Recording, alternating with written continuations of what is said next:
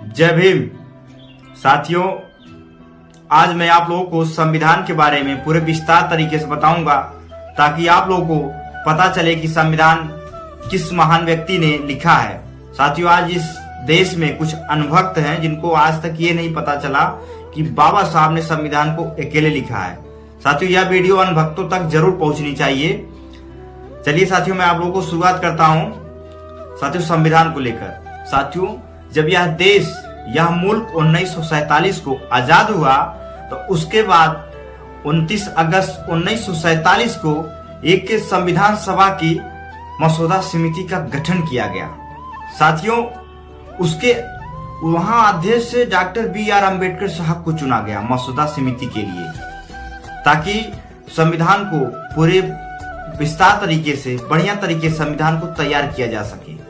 साथियों, फिर एक बार संविधान सभा की एक बैठक हुई, फिर एक धाराओं पे चर्चा हुआ 21 फरवरी 1948 को संविधान सभा में। साथियों, उसके बाद वहां इस देश में और संविधान सभा को तैयार करने के लिए यहाँ 7 सदस्य नियुक्त किए गए थे।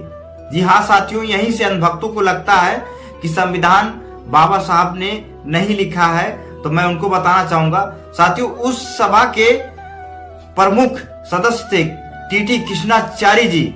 उन्होंने कहा 5 नवंबर 1948 को उन्होंने कहा अपनी बातों को रखते हुए कि पहला जो सदस्य था, साथियों जो पहला सदस्य था उसने संविधान सभा से इस्तीफा दे दिया, उसकी जगह पे दूसरा व्यक्ति रखा गया। जो दूसरा सदस्य था उसकी मृत्यु हो गई, लेकिन साथियों उसकी जगह पे कोई नहीं रखा गया। और जो तीसरा था वो राजकीय कामों में व्यस्त था, और जो चौथा था वो अमेरिका रह गया। और साथियों जो 2 सदस्य थे वो दिल्ली से दूर थे। उसके बाद वो लोग आ नहीं पाए। साथियों, बाबा साहब ने इस भारत देश के संविधान को तैयार करने में पूरी कड़ी मेहनत की। साथियों, यह बात भारत के हर नागरिक को पता होना चाहिए कि डॉक्टर बी.आर. अम्बेडकर साहब ने संविधान को अकेले तैयार किया है।